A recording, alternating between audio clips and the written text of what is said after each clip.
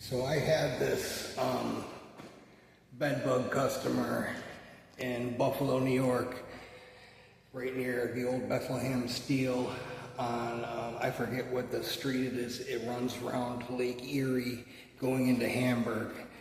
So let me just break this story down for you. She asked me if, she's like, oh, are you guys allowed to date customers?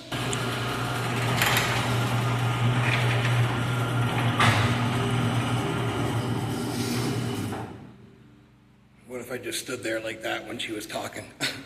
She goes, are you guys allowed to, like, what's your company's policy on? And I said, oh yeah, sure. I go, I'm sure the boss wants us to have sex with as many of the customers as possible. And she goes, oh. I said, no, it's probably considered, unprofessional, And she said, oh, that's a shame, da-da-da-da. So I was like, yeah, whatever. It's never a girl that you want to ask that question. You know what I mean? And how would I reply to that? I'd say, you don't ever want to look too eager. That's one thing cats have taught me about women. Cats have, if you have that'll be a whole other video, but anyways.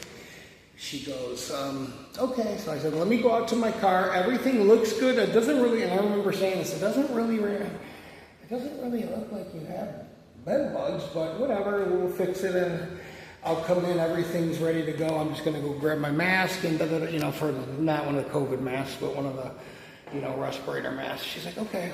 So I look at the bed, everything's good. All the sheets are off and garbage outside.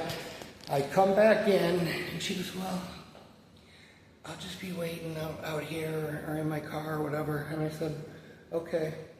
And she just kind of just gave me this, like, I don't know where my dog is. Look, and I'm like, okay.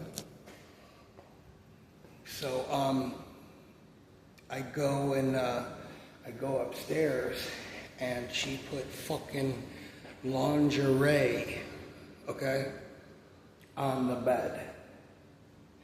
And you say, well, that's kind of, hey man, no, I think I'm leaving out.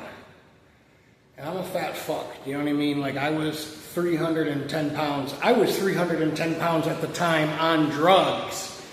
And her clothes, her lingerie, like her underwear, would have probably fit across most of my car. Yeah. And her bra that she threw on the thing was like, you could have used it as a fucking catapult. And I'm not saying that, I'm not going to get into a fucking body shaming, apologetics, whatever, but I was just like, I just remember that story and I just thought, like, it's never, I thought maybe that was a bug up there, I don't think it is.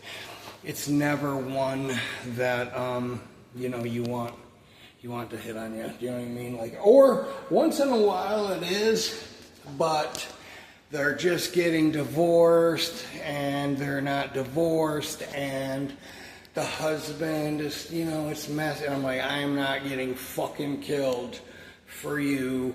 And no, we're separated. Well, to me, separated doesn't mean divorced and it doesn't mean he's moved on. You know what I mean? Anytime I hear that shit, I don't care if I could ground and pound the dude like Tito Ortiz. I'm not going to be able to ground and pound him at 4 o'clock in the morning when I'm coming out of her house and he shoots me in the back of the head like JFK. So, anyways, I just thought that was a funny story. And me and her have been together now going on 20-something years. Just kidding.